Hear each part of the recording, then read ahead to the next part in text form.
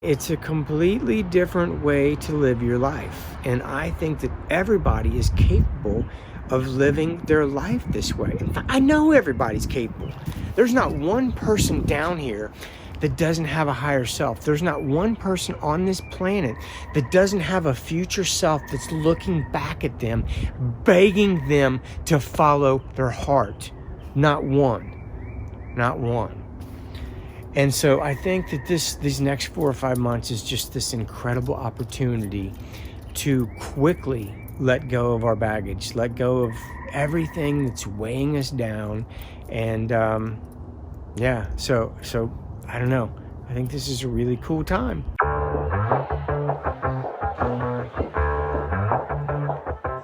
Yeah, it's a hot day. I'm hanging in the sunshine. You should hit me with the splash gun. A couple weeks ago, me and my wife, we were watching this, The Eye of the Needle with BASHAR.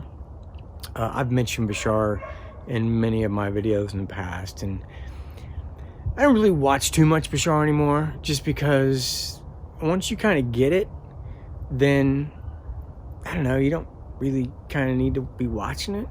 But since everything that's going on, I'm kind of curious to see, what he's saying about this time, and this shift we're going through, and this pandemic, and just what's happening on the planet. And he's always got the perfect metaphors, and the eye of the needle, and he's talking about this shift, this compressing of the energy on the planet to make it through this eye of the needle. He had 5 tips to kind of prepare yourself to go through this eye of the needle. And I mean, if you've ever tried to thread a needle, you know that it's not easy. You really want to prep that thread, you know what I mean? Like you want to lick it, get it all on point, and then you can go through the eye of the needle. I mean, if you take a thread that's all frayed and you try to like jam it through, it's not going to work. So the first one was, you have to forgive everybody that's ever done anything to you. And that's kind of common sense, right?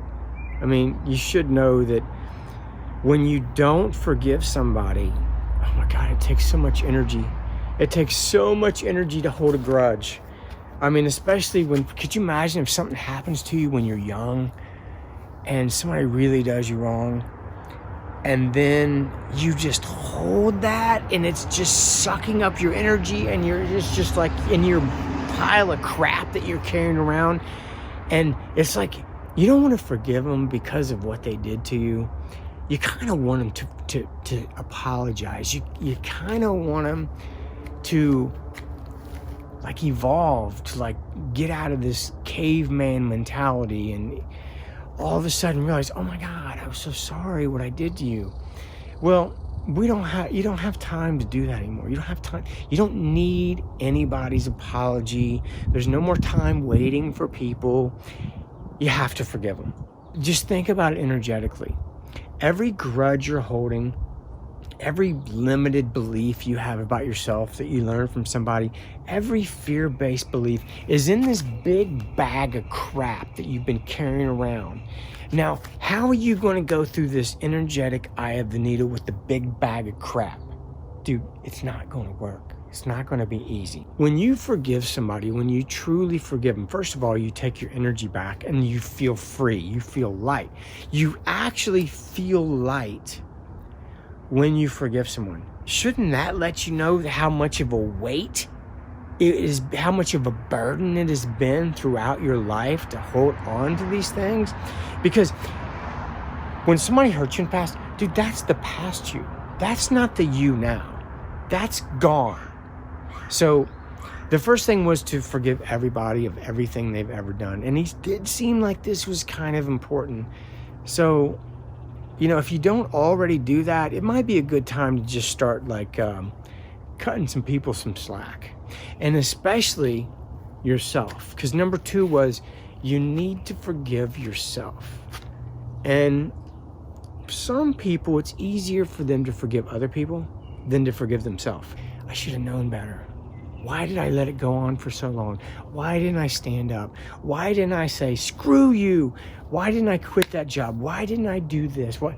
It's usually always fear. If you look back at your life with this new vision, this 2020 vision, of course you're going to see choices that you could have made differently, but you didn't. At that time, with all the pressure, all the stress, everything that was factoring in to you making these decisions, and especially with your limited understanding of your world and how you're creating your world and why you are who you are, dude, you were doing the best you can at that time. I guarantee you, if you were to go back and to watch yourself objectively and to be completely aware of every pressure,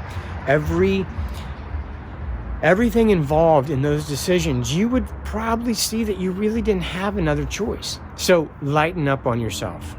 Number 3 is, and this really goes back to, you know how I'm so not into like psychiatrists and psychologists, and I'm just really not into like going back into your past to these hurtful events and like reliving them and bringing them back to life so you can heal them. Dude, that's not the way you heal things. You heal things by forgiving and letting go. Okay, this going back in the past and reliving them, dude, that's caveman thoughts. Like that's not going to work. When you do look back in your past, you need to look at it objectively, like it happened to somebody else. Okay, you can't get emotional about it. You look back, you can choose what you want to take from your past and then move forward.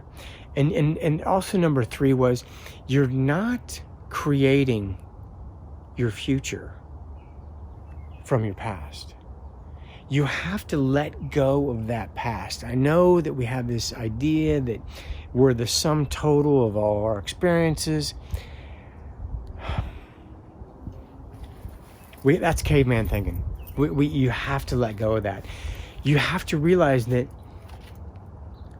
I think number 4 was, you have to realize that there's a future you. The future you is really your higher self. The future you is the part of you that has already lived through every one of your experiences. Okay, say you have a choice. Okay, I'm either going to stay at this job, I got 4 more years till I friggin' retire, or I got to quit this job because it's killing me and I'll have a new job. Well, that future self of yours, it's already played out both of those scenarios. It's played out every possible scenario, and it's in the future, and it's looking back at you, and it's giving you breadcrumbs. It's communicating with you through these feelings of passion. So when we're creating this future, when we're getting ready to go through this eye of the needle, you have to be drawn through the eye of the needle by your future self, not pushed through the eye of the needle by your past self, because that's not going to work. We're cutting the ties with this. Your past self, with all your insecurities, all your grudges, all the negative things, all the fear-based beliefs that you've been holding to, dude, you pack it up and you drop it and you let go. That's the way we're going to fly through the eye of this needle, untouched, unscathed, with the wind at our back, fully emerging into embodying our higher self. And I know even in the spiritual world, there's people like, oh, yeah, that's spiritual bypassing. Oh, yeah, no. You know what? Whatever. If that's what you believe, that's cool. Keep working that out. I'm here to tell you, you're not spiritually bypassing. You can go back and you can just cut the ropes on all this shit you're pulling with you. Okay? Most of us are so weighed down with things from the past. We're tired. We don't even know what to do. As soon as you start forgiving people and forgiving yourself, you'll get lighter and lighter and lighter. And in this in this Eye of the Needle, he said something at the end that really, like, I always get something from his sessions. This is not a warning. Do not receive this in a negative way.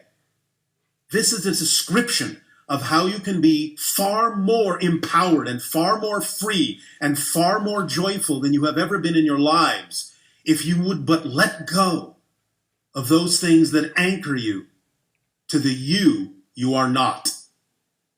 And cut those ties and snap those cords and free yourself from those chains so that you may pass freely, effortlessly, and joyfully through the eye of the needle in this time of compression and centering and going within to find, to discover, and then eventually express the true beauty of your beings, of your inner light. And we leave you with this saying: they dwell in fear and darkness. Flow to them your unconditional love, so that their inner light may awaken and that they may truly serve all beings on earth. I found myself lately, I'll be driving around, and I'll see people in their cars, and they're driving around in the cars alone with a mask on. I mean, like, how much fear do you have to be in where you're driving in your car alone with a mask on? That is not a way to live your life.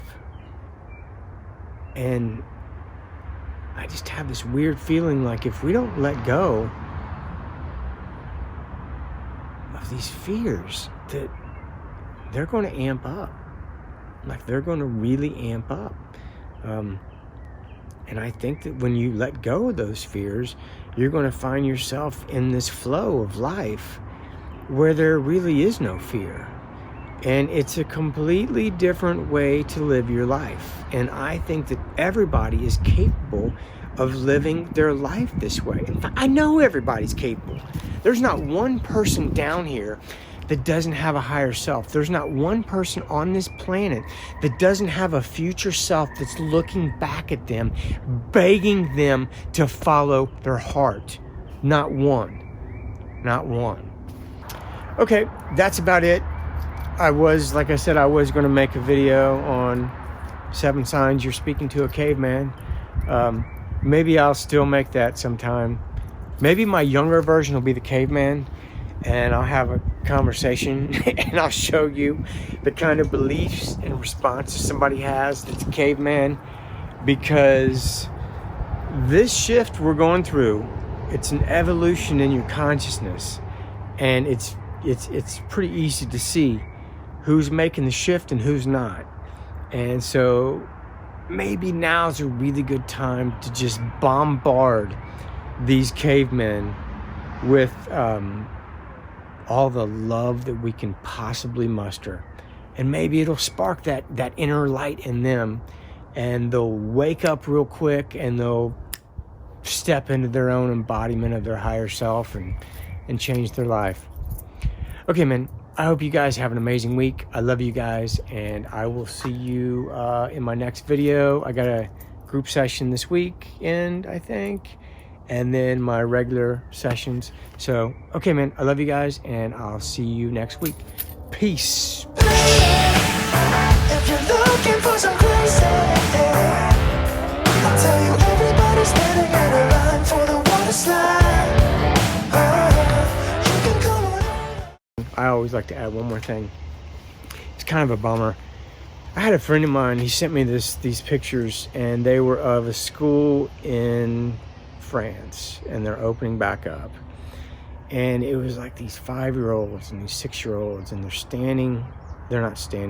they're outside at like the playground, and there's these white squares, and every kid is standing in one of those squares, or sitting looking, it looked ridiculous, like absolutely ridiculous. Like, man, this is not the way to live. This is not the future. It actually seemed to me like a psychological experiment for the human race. It really did. And that's failing. Like, that's not the way to live, to be afraid of everything, man. Wow, I just hated seeing that. Man. So